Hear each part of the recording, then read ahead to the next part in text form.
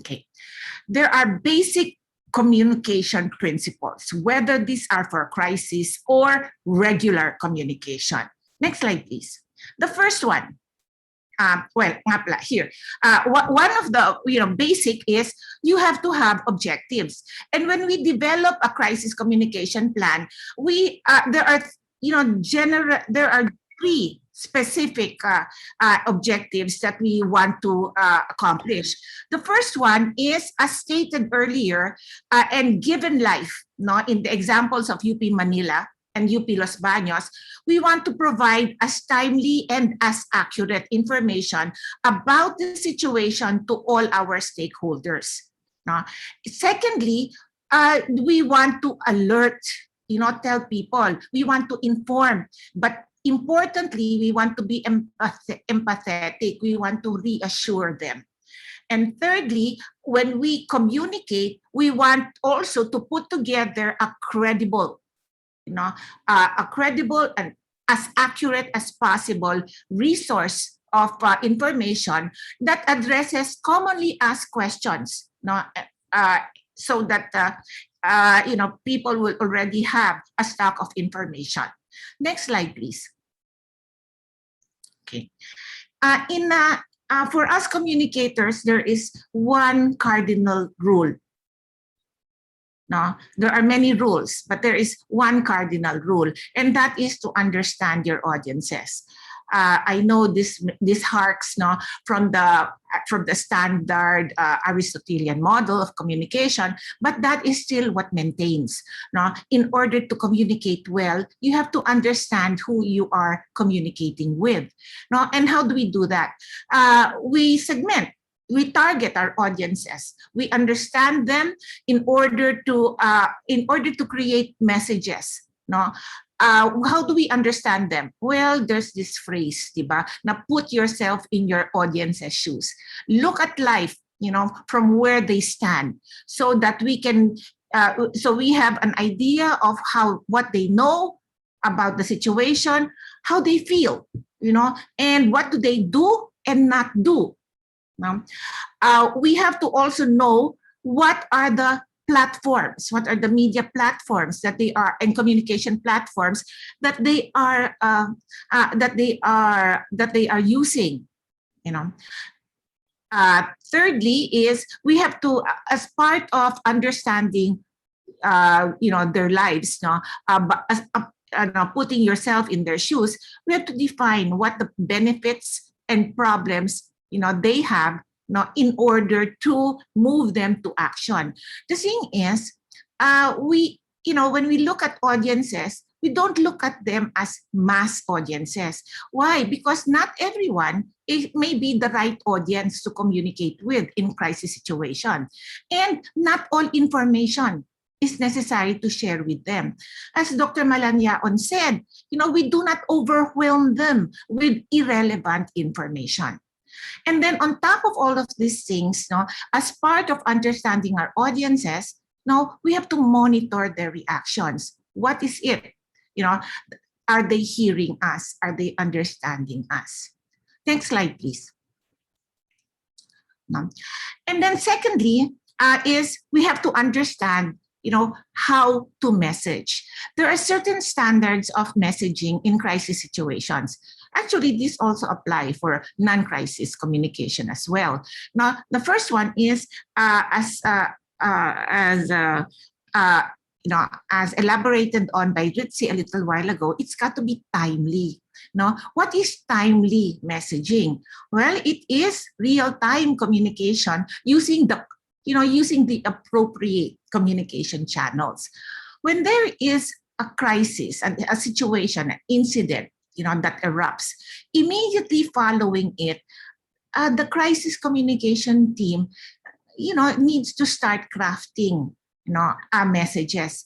Not only crafting them, but distributing them as immediately as possible.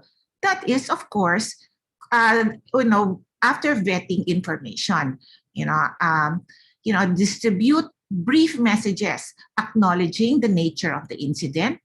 The same thing that was done in UP Manila, in the example of UP Manila. indicating that the university is responding. You know, that by putting out a message, that is also already a response, no, to the situation, but at the same time, gathering more information. After putting out the initial message, you know, plans must already be made for the next and subsequent messages and when to distribute them. Now, which leads us to the second standard of messaging, which is consistency.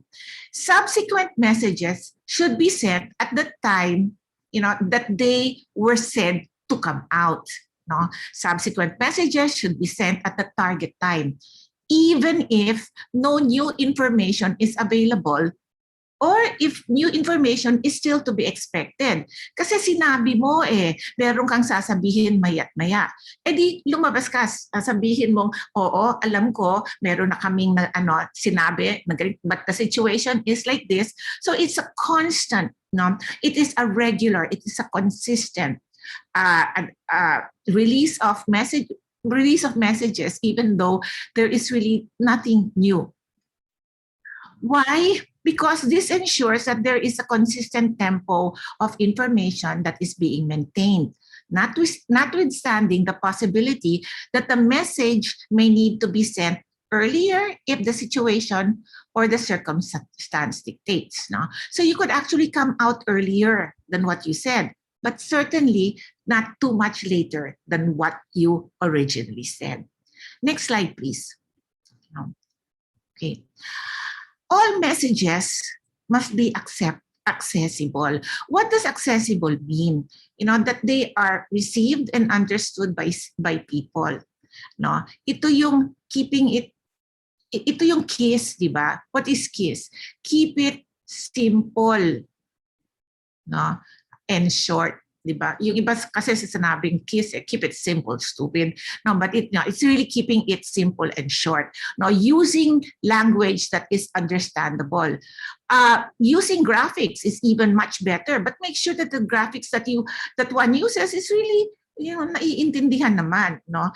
And importantly, delivered in the various platforms and formats available to our intended audiences. In communication, redundancy is good because redundancy reduces ambiguity.